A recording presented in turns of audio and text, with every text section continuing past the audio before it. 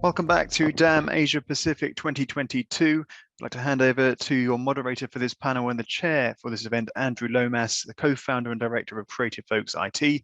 Andrew, over to you. Thanks, Tom, and good afternoon, everybody. I think we should all be in afternoons in our time zones.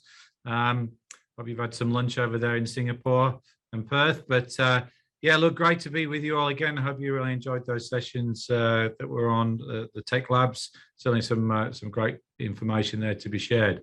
Look, this session is around GLAM organisations. That's galleries, libraries, archives, and museums. We'll go into a little bit more about that. And I'm being joined today by two, unfortunately, of the three ladies in this slide. Catherine has unfortunately not been able to join us today due to an urgent situation. So apologies for that. I'm going to step in a little bit with some of the information that she's provided me. And today's session is going to be very much a dynamic Q&A into the role of GLAM organisations and their use of DAM platforms, which is quite significant. It's one part of the toolkit, I'd say, and it's an area that I've explored quite significantly over the years as I've been rolling out digital asset management and preservation projects, especially. So I'm going to just do you a quick introduction initially to Donna and then to Leanne, and then I'll come back and talk to you a little bit about what Catherine's been doing at the Museum of Applied Arts and Sciences. So just quickly, I will share Donna's screen. Hi, Andrew. Thanks so much for having me here today. So a bit about myself. I work for Queensland Museum Network. And Queensland Museum Network includes nearly 1.5 million physical collection artefacts or specimens. These are over multiple campuses. And Queensland Museum in Brisbane's been operating since 1862. It also includes the Spark Lab, Rail Workshops Museum in Ipswich, Cobb & Co Museum in Toowoomba, Museum of Tropical Queensland in Townsville, and we have another smaller campus in Brisbane, which is our Loans and Research and Wet Store. My overarching team is Collections and Research. We look after the core business of biodiversity, geosciences, and cultures and histories. On a day-to-day basis, I work with smaller specific areas. Might be digital initiatives or photography, collaboration with the collection staff to access digital assets. I also have external customers. These could be the general public, researchers, universities, other government organisations, and of course, GLAM colleagues outside of QM. I guess as a museum, our primary goal is successful curation and management of collections. I see the function of my specific role at QM as managing a collection. In this case, it's a digital collection. Like any collection manager, I use relevant tools. Mine includes a digital lifecycle scaffold and a DAM application. And finally, I think DAMs is important at QM because it helps manage organisation, provenance, sharing, usability, reuse, history, and distribution, all of the requirements for sustainability in the 21st century. Awesome. Thanks, Donna. Thanks for an insight into that. Yeah, tropical, of course, Queensland. That's great. Let me just introduce Leanne now. Just bear with me a second. I'll just switch over. High technology here. World of virtual. Because if we were doing this on a stage, someone else would be dealing with pressing the buttons, and I wouldn't have to go through this process. But anyway, here we go, Leanne. Welcome. Hello. Wamanjeka. So I'm Leanne Raymond, and I'm the manager of the DAMs, which we rebranded to MV Images at Museums Victoria. And I'm coming to you from the land of the Wurundjeri, and I want to pay my respects to the elders, past, present, and emerging. So, Donna, you encapsulated beautifully everything that I would ever say about what it is to be managing a digital asset management system within a cultural heritage setting. We implemented our system, which is still the current system, which given the date 2008. Some of you might feel it's old. It is old. We've had as our main stakeholder and system user the state collections system, the collection management system. And so the end users end up being the collections, of course, but also significantly the collections online portal, the web, the intranet, the exhibitions, programs, education, library and records and archives, publication, production, design, PR, marketing, retail, corporate, legal, HR. So it's the whole shebang. It's the entire organisation. And as Donna alluded to, we have multi-venue sites as well. And our collections span cultural, so cultural heritage collection, and Indigenous collections and scientific collections. But we also service the marketing, the PR arms of the organisation and the education and public programming contexts as well. So the system users themselves, so the end users rather, are those, and as an admin user, I'll plonk myself in next along with my copyright and records management team, who largely control the data and the import streams of all of the content. So we're looking at now upwards of 400,000 digital rights managed metadata rich content in the system, and it's shared and with our integration with the collection management system. So my last little point about MV DAM is that I think the future holds for us a digital preservation focus. And that's me looking forward and hoping to inspire that pathway. Fantastic. Thanks very much, Leanne, for your insights there. Now I'm going to switch over and present what Catherine was going to talk to us about at the beginning of this session. So just bear with me a second, because again, I have to click and press buttons, but that's okay. And if the world, according to Zoom, works correctly, we should be able to, there we go. So I'm obviously not Catherine, but Catherine's from MAAS, which some of you in Sydney would probably be familiar with the Powerhouse Museum. Now the MAAS collection it's called the Collection, Relocation and Digitisation Project. And it's really quite significant because it's the largest collection of digitisation of content in this space in Australia. The scope includes over 338,000 objects, and I say that as objects. So there's already 150,000 ingested, but there's still quite a, almost double that, more than double that to go yet, from the Powerhouse collection. And that MAAS is actually taking photographs of and making available to communities, researchers and industries across Australia and internationally. And that's very important, that they're making that available for those parties. The project will also see all of the collection objects located in the Ultimo relocated to their offsite collection store in northwestern Sydney, address unknown, where collections can be stored in a way that makes them physically accessible to members of the public. Oh, it will be now. There we go. In order to complete the collection move by the end of 2023, MAAS are currently digitising between 3,500 and 5,000 objects per week, using a combination of 15 in-house photographers, 5 post-processors, and 5 heritage certified digitisation firms. That's pretty significant.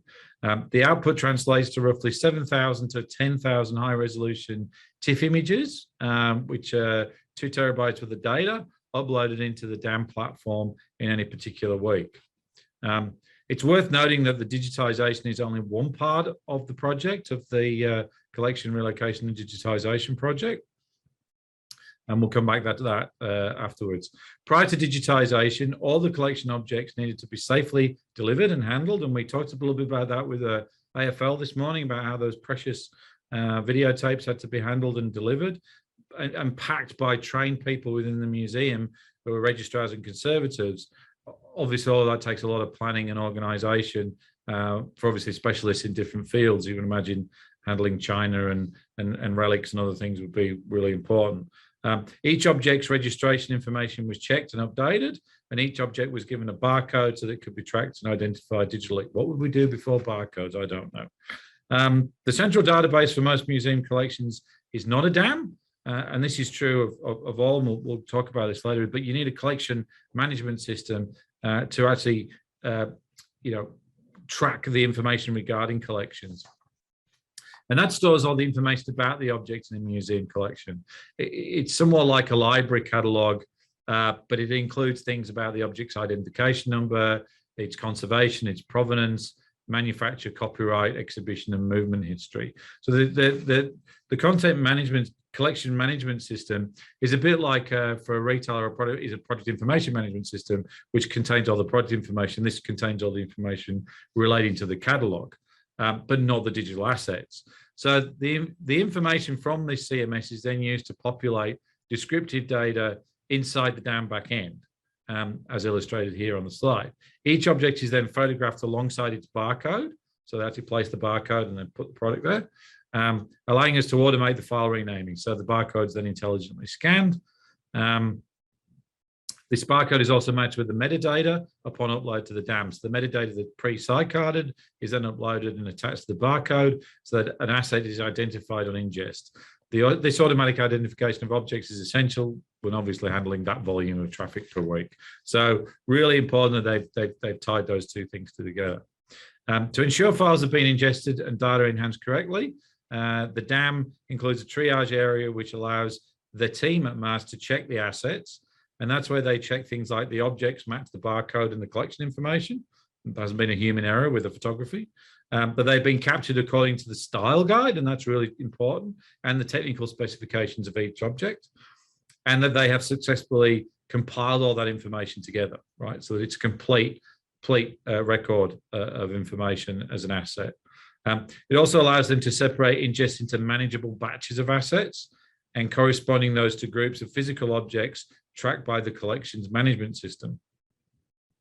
Once approved, the DAM system automatically sends a derivative file of each asset back to our collection management system. So the collection management system gets a thumb path or a stub of that record so that it can be viewed within that system when someone's searching for it. But there's a tie back to the DAM.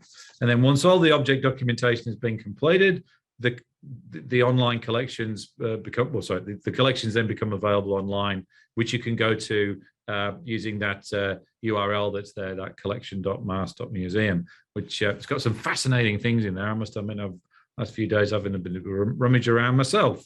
The DAM MAAS is running in the Microsoft Azure cloud, so it's already running in a cloud environment. So it's added that scale. Again, similar to what the AFL was talking about earlier on today, with a view to bringing the storage and services on-premise in the future. That's an interesting strategy. A lot of people are going on-premise to cloud, but this particular one's going the other way around. And the point that Catherine wanted to make was that the cloud storage has positive and negative impacts. On the plus side, it's extensible and scalable and can provide multiple quarantine points of access for those external suppliers and to ingest. But on the downside, the challenge that they've got is around data egress and preservation workflows are hindered by internal network barriers and bandwidths and other bits and pieces. And the storage in the cloud, of course, and this is the challenge for a lot of cloud-based DAMs, is an ongoing expense, which it is on premise to a point, but there are some, there's some scalability around that, especially when you're dealing with huge volumes. So to ensure that the MAAS team is working efficiently, they've standardized the workflows and provided plenty of space for storing working files, so that work in progress area. But obviously with COVID lockdowns and those sorts of things, it's meant that the staff have sometimes required to isolate without prior warning, which is putting pressure on the project and pressure on the access to it. Catherine and her team work with the IT team within the museum to centralize the storage of the raw files, those big heavy camera files as they come off the camera, so that they're not lost on personal photographers' hard drives or those little memory cards for the cameras, or on the computer that post-processes the images, which is really important, right? Because those are the digital originals, and you want to make sure that they are stored ad infinitum and protected. This process prevents any workflow roadblocks before assets are ingested to their preservation system. Of course, when you're working from home, it comes with technical issues and inhibits the movement of large volumes of files. However, the cloud storage that they're using has been a blessing in disguise, and they've been able to access the DAM and transfer files more easily on the cloud than trying to access the museum's on-premise network. So plus and minus with cloud. The digitisation project has been constantly expanding since its launch in October 2019. From the original team of 5 photographers outputting images of 200 objects per week, they're now a 50-strong team working towards a goal of 6,000 a week. They've digitised over 150,000 objects, created over 370,000 digital assets, and are storing well over 100 terabytes of data. This includes the 6 months of the project spent in COVID lockdown, which is quite phenomenal. They've been able to achieve so much. And then none of this would have been possible, of course, without the robust, scale and flexible use of a DAM platform. So very insightful, very interesting. And thank you, Catherine, for giving me those notes to read to you all today. And pity you can't be with us. So I'm just going to stop sharing that, and we'll go into our little Q&A session. Donna, Leanne, if you could turn your cameras on, that would be superb. All right.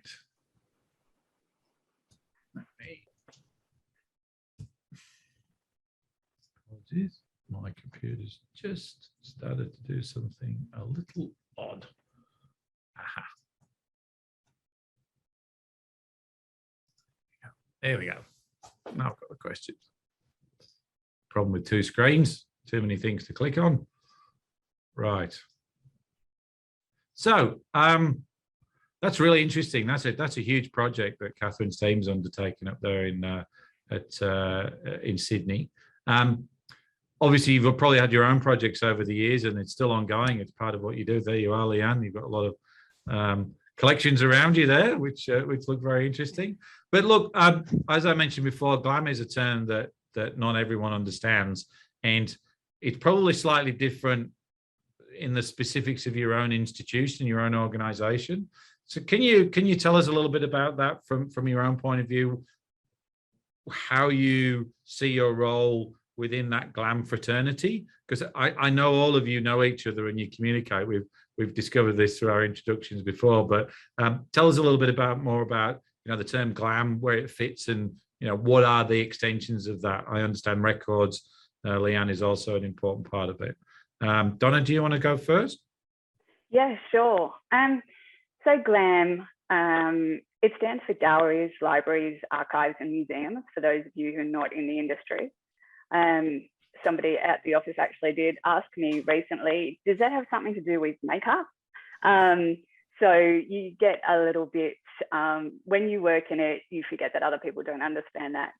I think for Queensland Museum and a lot of GLAM institutions who these days actually do a lot more than they may have traditionally, having and adhering to that GLAM focused industry, it helps to remind us of what our core business is, that of cultural heritage and using collections to provide access to knowledge. It gives us that, I guess, that mandate to say, this is the way we're going to perform. We want to perform in a certain way, no matter how over time we may provide access to that could change, but it reminds us of what our core business is. Leanne, your thoughts? Yes, I concur with all of that.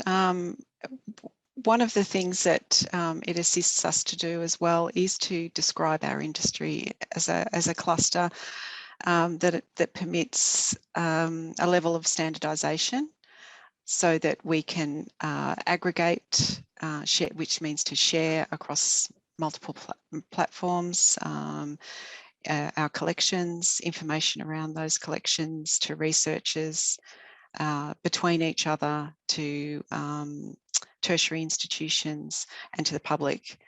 So there's also a letter R often attached to GLAM, as in glamour, and the R stands for records. So for our records, archives and records people, that attaches as well. And in my institution, the R stands for the combination of the archive and the records management, which includes the history of the museum, or that context around the museum as part of the history of our state and the history of the society, or its role and position in society for the years that it has existed. And we have a remit to faithfully record our role and our duties in society, and that is where that comes in. So, Public Records Office would be the R for people who may still find that difficult to position.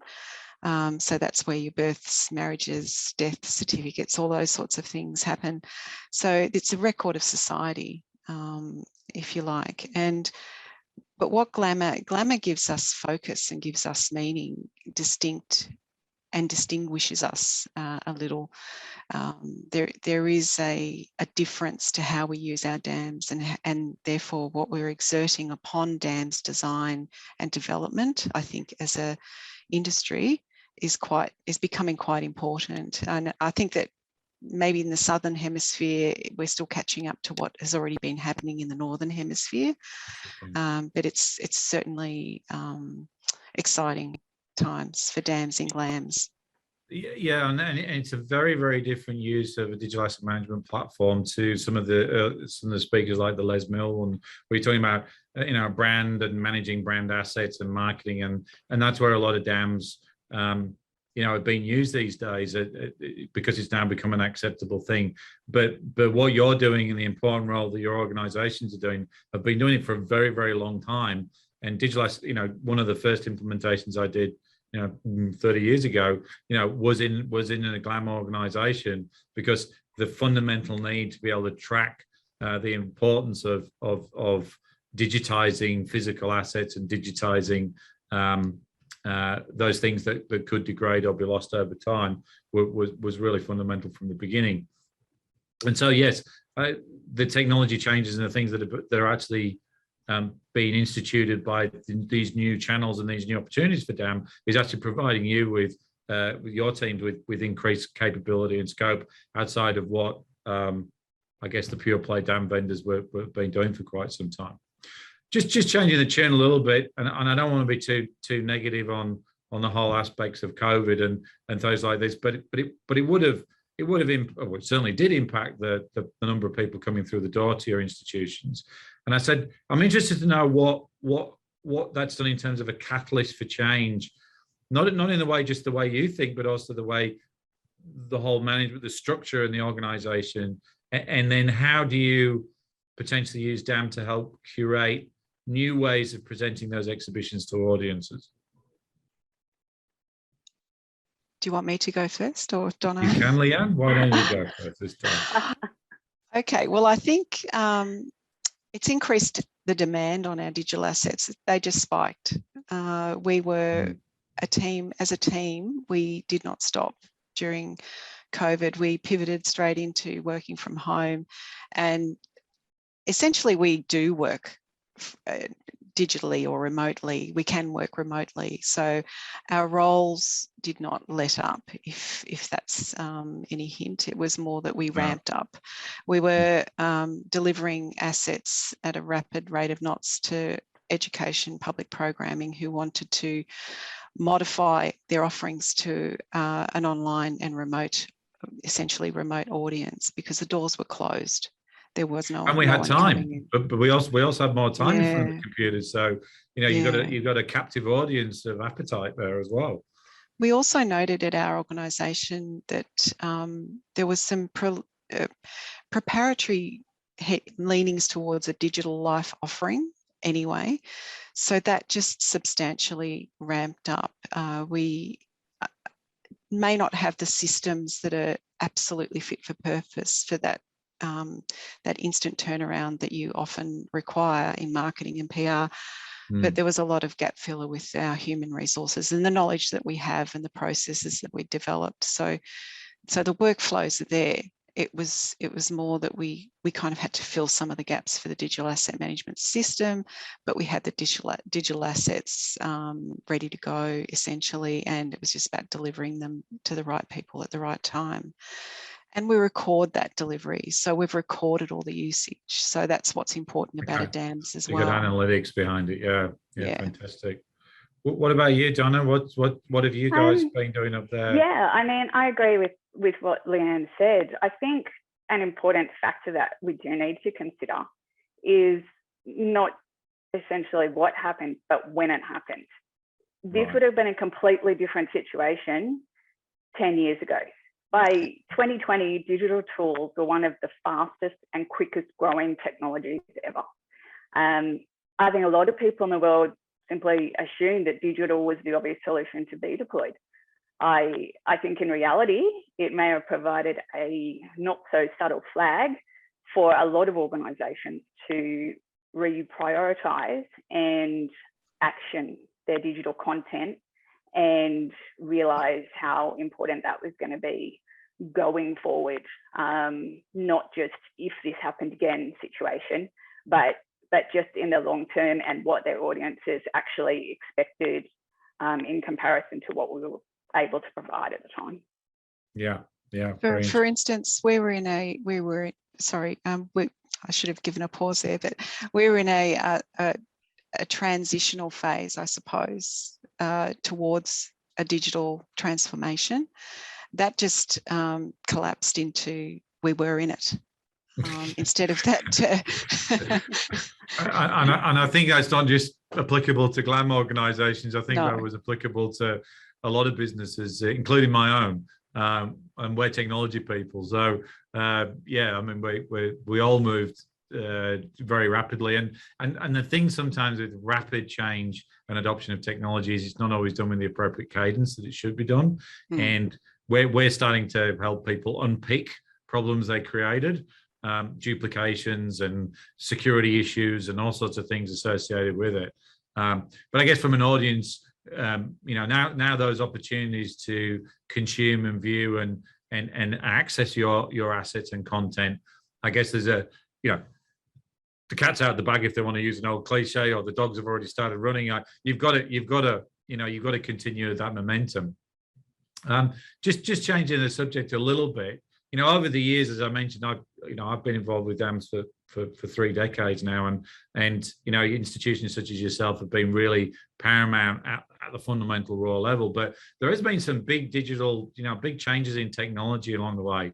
I mean, the ones I can think of, when the digital camera came about, with decent enough quality, not like a 1 megapixel kind of photo, but the good stuff that we have now with the good lenses and all that sort of stuff, back in the Nikon days in the mid 90s, when we started to get real digital cameras that were like SLRs, and now with video and the formats and sizes and propensity for video, what are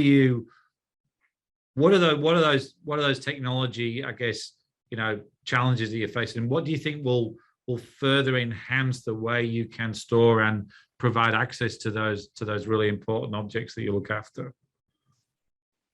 Leanne, you go first this time. Oh, you're going to go, Donna? All right, you go. No, it's all right, you go ahead. Sure. Look, it is about storage. We absolutely and utterly need to lock in storage and agile storage solutions. It's one of the things that we can't handle is video in our current solutions. So it becomes a inefficient process. It's all smoke and mirrors. Things are right on the night, but the management side of things, we're inefficient in how we're managing these new resources. We have a preservation plan in place, and we are performing preservation actions. on very large file formats, 3D, an huge explosion in 3D formats that we're receiving. Right. Okay. Because 3D. of our latest acquisition alone, I think we're going to have about almost a, I shouldn't say how much, but there's going to be about 100,000 files, I think, just coming out of that we've got to work out how we're going to manage and then make 3D accessible. content. So that's 3D content that needs to be rendered, it needs to be accessible, and we need to store it. These are our digital collection, as Donna referred to earlier, that we will have to preserve, because this is preservation-worthy material around a physical object that is going to be the most digitally documented object that we have, I believe. So these files need managing in a way that is efficient, effective, and some of the comments about cloud concerned me with the problems that you have with cloud, that it can be updated, things can be modified in the cloud, and that's not good for preservation standard. No. I remember the whole GLAMs. lossless JPEG conversation back in the early days when JPEGs degraded every time you access them. So it's an advances in digital preservation, I think, in the context and how our dams can connect into that. Okay. Donna? Okay, I guess in terms of technology changes, things like the digital camera, it obviously just changed photography incredibly. And we used to often have to now see photograph it, get the big piece of film, take it to a scanner, scan that in, color match it, do all that kind of stuff. And now exactly. But so different now. And we see an image taken 20 years ago in our collection, and we don't use it because we've actually got one taken last year that was taken on better technology. Although it's improved our quality overall. But of course, the flip side of that is going back to our analog, storage space. You appreciate the skill of the photographers who took those amazing images with the very basic tools that they had at the time. And it actually is a demonstration of the importance of ensuring that that old media is kept safe, as Leanne said, with storage, correct storage. Those irreplaceable images, they will continue to increase in value. We need to remember that. Things like video that Leanne discussed, sure, we do have some video on our DAM system, but it's what I will say is not what is out there right now. I mean, we're talking about, can we put 4K video on there, but even 4K video, we're behind. People are out there with 6K, 8K resolution formats out there. So just trying to keep up with the changes in technology and your platform and being able to use that is good. Yes, I also think Leanne's right about preservation technology is the next level. It's the next step. It, I feel, needs to be an very automated piece of technology compared to how our DAM system might be, because it runs checksums and has the ability to keep ahead of media obsolescence, both software, hardware tools. Long term, it's going to be necessary for it to work in conjunction with DAMs. Typically, I think, though, a lot of businesses use DAMs, they're very focused on using it for marketing and social media. Those of us, though, in collection agencies, we already tend to make use of the preservation side of DAMs because that is our strategic organisational outcome. We need that kind of metadata and historical story to give value to our digital assets. And as you said, 6K video, 4K video, ever increasing file sizes, ever increasing number of digital. It's then you got to fund it. You've got to be able to buy this infinite amount of storage and feed it with modern technology and utilize other capabilities that add to that. And I guess one of the challenges you've got is getting budget for that sort of stuff. Everybody wants it digitized, right? They've got people saying we want our collections digitized, but you know, I guess you're sat there a little bit going, show me the money, you know, give us the funding that we need to be able to achieve these goals. Yeah. Absolutely. Yeah, absolutely. It's what we do. Yeah, there's well, the keynote with Monica and Spencer from the AFL, that the idea that they've achieved that, they convinced their senior decision makers that the preserving this to make it searchable so that you can use it, reuse it, and monetize it. Monetize it. That's the big thing, right? Well, that's the thing, but they are a slightly different organisation to the cultural sector, where we are funded through different models. So our argument needs to go to a what is it Chris Lazanak refers to as the cost of inaction.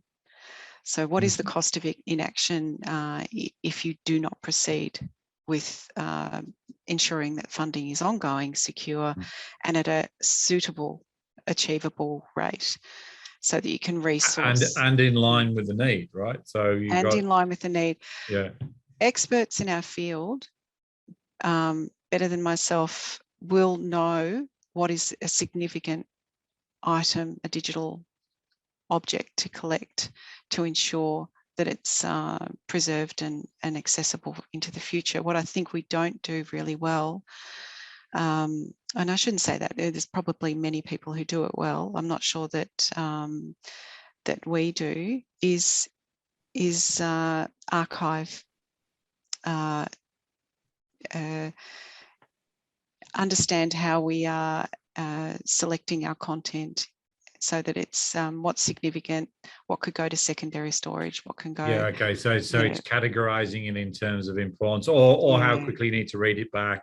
And of course, the state collections is tiered like that, you know. Yeah, the state collections have primary role, but we've also got highly valuable assets, digital assets, that perhaps need the same level of support and preservation, because we want to use them into the future, or they effectively may become part of our digital heritage. Yeah, so, that's right. Look, I think the challenge we've also got, to be honest, you know, working in the IT sector, is we always talked about storage becoming cheaper and cheaper and cheaper. Well, the reality is it's plateaued, and it's going the other way now, because the raw materials are more expensive, power's more expensive, access to them is becoming more expensive. So whilst I think storage and things certainly from a cloud perspective will go up, it has to, because to power it and to keep it running and to keep all that redundancy in place. But even, you know, even for those who do purchase it and put it on premise, like, you know, MAAS are looking to do, there's all the power and cost associated with having it on premise as well, which is over and above the purchase price. So look, I'd like to change the conversation a little bit more to something that I love and breathe, is metadata and standards. So I know, you know, we've got lots of metadata standards, you know, and you know, IPTCs for photography and EXIF, and you know, explain a little bit more about, you know, you've got a shared collective of I guess mandate between all your organisations, but certainly from my knowledge, there isn't one GLAM metadata standard. You're using a bit of this and a bit of that, and you know, there's Dublin Core, which is a librarian type metadata, and there's another one as well, something core. But there's a few other things. Tell a little bit about what you're having to do, and are you, between yourselves, actually setting up some unofficial standards of metadata that allows you to share and interact with those metadata values? Yeah, there's several. I'll start this. So I guess at Queensland Museum, we use Dublin Core fields. We also use some Darwin Core fields, because we have biodiversity and geoscience assets and taxonomies. So I guess once you move past Dublin Core, it can be quite specific and tailored to your organisational needs. We're also a state government organisation, so there's some metadata management principles from Queensland Government that can be referred to as well. Do you use Thank you. taxonomy engines? Do you use other third-party engines to help you drive that? I don't personally. We set up metadata fields, and it's manually. You're not subscribing to taxonomy. There's now taxonomy services and solutions that you can subscribe. We're not subscribing to any. No, personally, no. I think it would be good, you know, digital democracy, sharing between different organisations. Yeah. But that's a big challenge to get groups of different organisations, even if you narrowed it down to just GLAM or that, to actually agree on. You know, we all have our little niche areas, and I think it would be hard to get everybody to agree on one that was an across the board.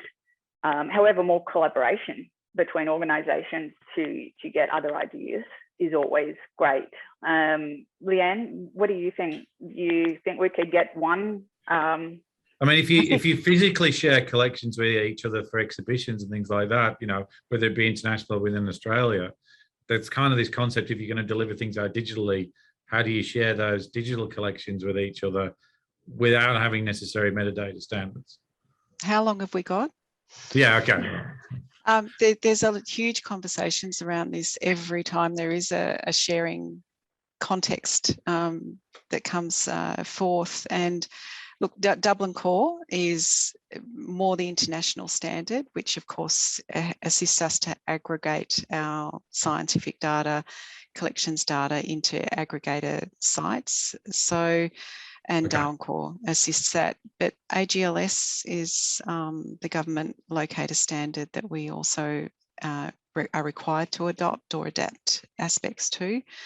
And but I think copyright and rights layering is something that is or could be improved. Rights essentially in cultural settings, we have a requirement almost to have a history of. So you need like a micro engine to run your rights management. Okay, yeah, right. And you need you need aspects of pronom to enable the expression of the asset version, whether it's the original, is it a derivative of the original, is it a copy, is it at what point are you, what object are you looking at when you're looking at that? And that's something that I would like to see more of, I suppose. And yeah, so there's room for improvement, but these are all things that cultural settings will need. Whether we can come to an agreement on what they are, and I'm talking about some very back-end technical metadata as well as the front end, what appears in the front to help describe the object to the viewer or the end user, and enable search and retrieval. And some of these things that I've been discussing, like the elements, the location, they go to very important aspects of what you're looking at. As we said in the earlier part of this session, we're trusted institutions and we need to deliver our information, our assets with trusted information attached. We can't just deliver it up and say that is a blue ball. You can't rely on the AI engine to go off and add your tags in. There's no guarantee on any of that sort of stuff. I don't think they would ever go down the path. I don't like the idea of going down the path of you know, public sourcing, group crowdsourcing of metadata, because as Leanne said, each of our institutions are you know, we hold a reputation for having reliable data and, you know, identifying the correct species or the cultural object or whatever it is. And, you know, freely crowdsourcing data can be a little tricky to manage. I think then there's a change to the whole concept that machine learning engines are becoming, they are improving, and I know we're working on some sort of leading edge kind of projects at the moment where we're trying to use machine learning to cater for specific niche recognition of content coming in, just to reduce that burden on resources and people to do at least the first draft of it. But it is something you have to train specifically on your taxonomy and your subject matter expertise and whatever it is that you're searching on. So if you've got a very diverse range of content across your organisation, that's hard to do. If you've got to working in very specific, like we're working with the Australian Ballet at the moment, you're working very specifically in one core sector and you're trying to apply machine learning, then that's something that you can control a little bit of. Yeah, I think that we could use it for the machine learning for a lot of ingest processing. Exactly, just doing that first quietly. pass of it. Yeah, but it does consistently require human oversight and skilled resourcing sometimes. Yeah.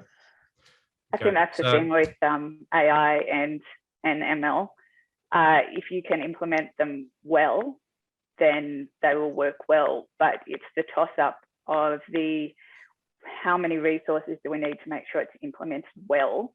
Yeah. Otherwise, it's double handling, because we have to try and make it work, and then, look, it didn't work. So at the end of the day, we still require the manual human resources to do it. I think you need your organisation and particularly your DAM system at a really confident, certain level of really great organisation and processes before you should introduce that next level.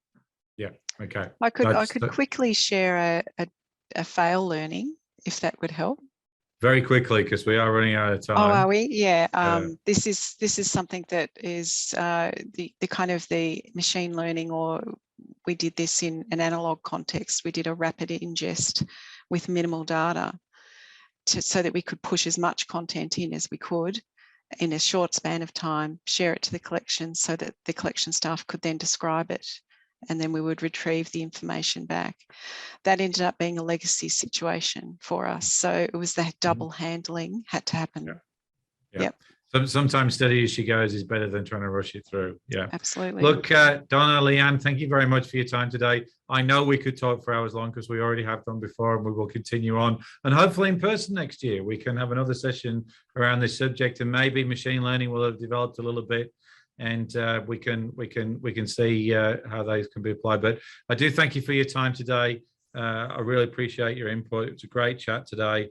Now, for those up next, there's in track 1, Mobius Labs are going to be talking about their archiving and analysing big sets of data, and in track, and then later after that, we've got Wizard Pharmacy, Sally from Wizard Pharmacy talking to me about the role of DAM in the heart of their business. And in track 2 with John, L'Oreal's going to be talking about their product management. So thank you very much again, ladies. Lovely to meet you online and hopefully in person soon. Thanks so much, Andrew. Really nice to be here. Thank you. Okay, bye-bye.